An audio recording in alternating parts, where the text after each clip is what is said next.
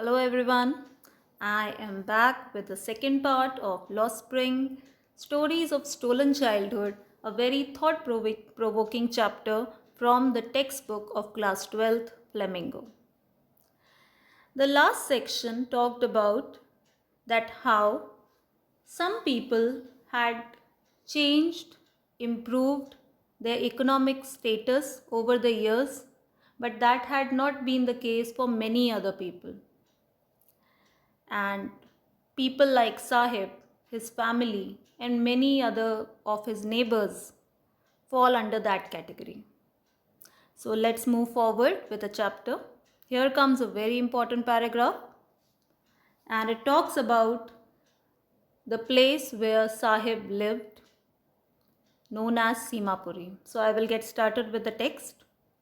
My acquaintance with the barefoot ragpickers leads me to Simapuri, a place on the periphery of Delhi, yet miles away from it, metaphorically. And this part is very important for board examination. Why so? Because firstly, you come to know that where did Sahib live? He lived in Simapuri, a place on the periphery of Delhi. Periphery is the borderline or the outskirts of Delhi, yet miles away from it, metaphorically. So, coming to this part, see, Simapuri was a part of Delhi, undoubtedly. It was the part of the city, Delhi. And Delhi, the city, how do we know that? It is the capital of the country. The most important and the most powerful people of the country live in Delhi. It has factories, it has offices, it has so much of traffic, so many people working. It is responsible for the economic development of the country. So you imagine Delhi to be the capital of the country. It represents the country. But surprisingly, if you go to a part of that city known as Simapuri, a slum, you suddenly realize that it is or it cannot be, or is it really a part of Delhi, the city, the capital, the national capital? Why? Because it lacks everything. There is no water facility, sewage is not there, no proper places to live, no electricity, and you suddenly realize that whether you are in the rural area or you are in the urban area.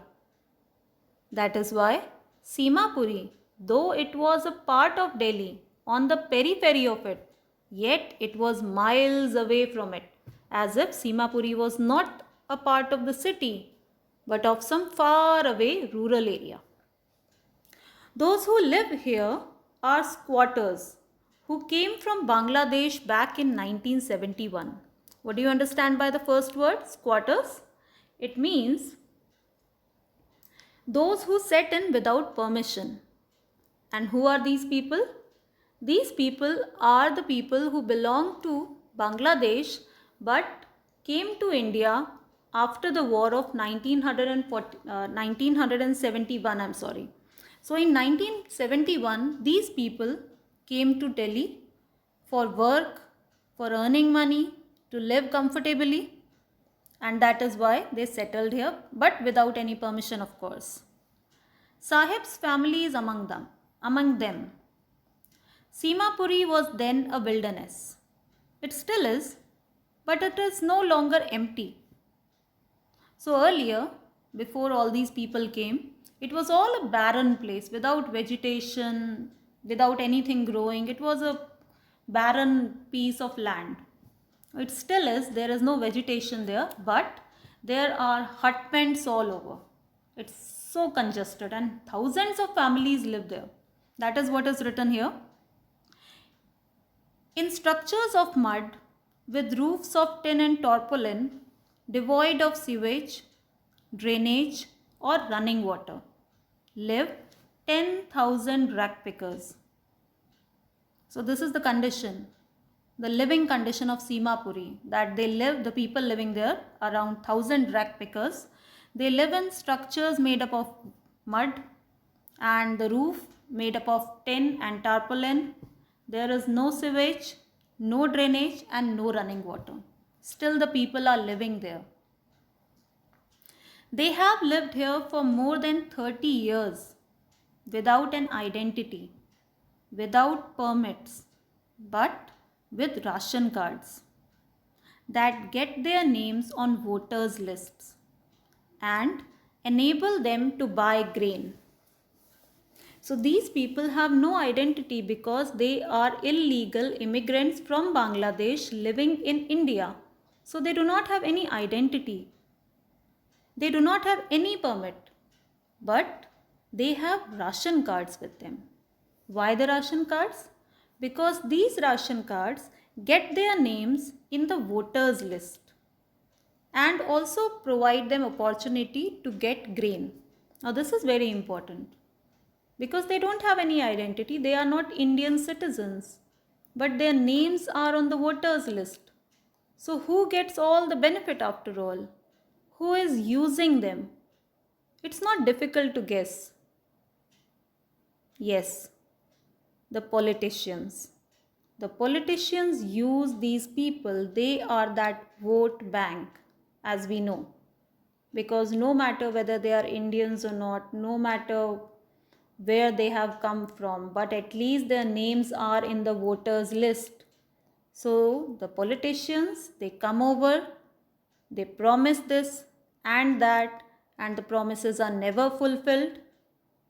They are given the opportunity to safely stay in Simapuri and not to be thrown out of the country. And that is how the politicians keep using these people for years and years and years. And that is why maybe they remain poor perpetually. So these rag pickers, 10,000 in number, they live in such conditions without any identity. And very important line now, food is more important for survival than an identity. If at the end of the day, we can feed our families and go to bed without an aching stomach, we would rather live here than in the fields that gave us no grain. This is what the people say. And why is it so? Why are they staying here in such condition, pathetic conditions, leaving their beautiful homes behind? Because food is more important for survival than an identity. It doesn't matter they are not the citizens of this country. It doesn't matter they have no identity of any sorts here. But at least they are getting food every day. And these are the people who work every day, and at the end of the day, they get the money to get their families food on the next day. If they would not work for a single day, it is difficult for them to have any food on the next day. So for them, food is definitely more important than an identity. It doesn't matter if they have no identity.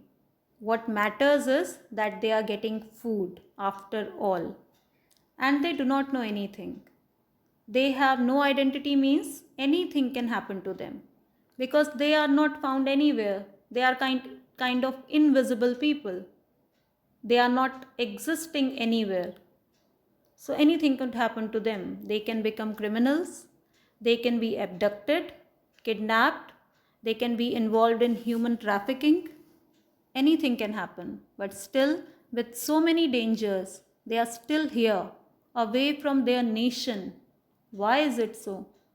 Because they are getting food every day. And in their homes, their fields, they provided nothing to them. That is why they decided to migrate. See, I would like to give you the example of this lockdown too. People from various states, they want to go to their homes. People living in Maharashtra, they want to go to their native places. People in Gujarat, people in Rajasthan, elsewhere, they want to go to their homes. And this is happening when they are Indian citizens. They do not want to stay in a different state. But imagine the situation of these people. They belong to a different country. They came to a different country. The language was different, the culture was different, and still they decided to come so far away to live in a different country. This must have been very difficult for these people. And why did they take such a drastic decision in their lives? Only to have that food every day. Well, moving forward, the dialogue here in double inverted commas was said by a group of women in tattered saris when I asked them why they left their beautiful land of green fields and rivers. Wherever they find food, they pitch their tents and become transit homes. Children grow up in them, becoming partners in survival. This is a very important part.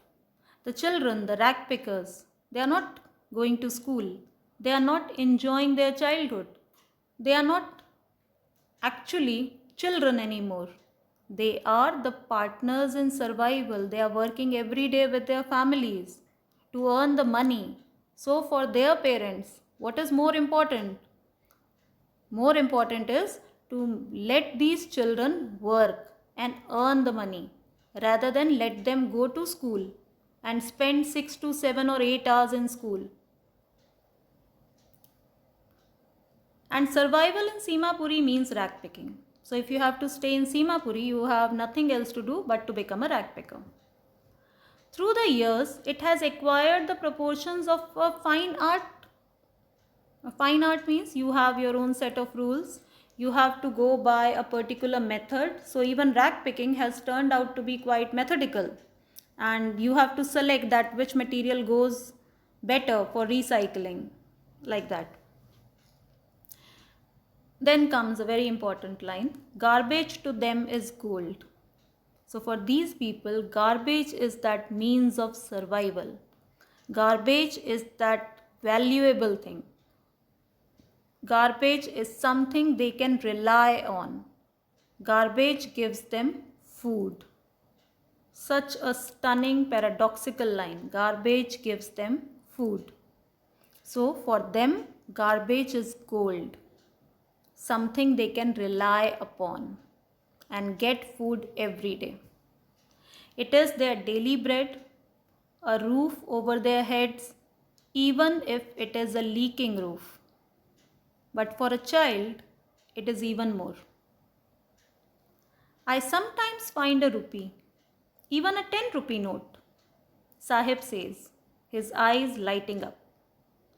When you can find a silver coin in a heap of garbage, you don't stop scrounging, for there is hope of finding more. It seems that for children, garbage has a meaning different from what it means to their parents. For the children, it is wrapped in wonder. For the elders, it is a means of survival. So, even when the children have to go around in the garbage dump searching for something, they still have fun. And for them, garbage is something wrapped in wonder. They sometimes find a toy, maybe a broken toy. They sometimes find a shoe. They sometimes find a coin. And that is why whenever in the morning they go along with their friends in the garbage dumps, they are always excited that they might find something good, something exciting in that garbage. That is why it is said that for the children it is wrapped in wonder, for the elders it is a means of survival. And with this, I will stop again and I will take the next section in the next class. Thanks again.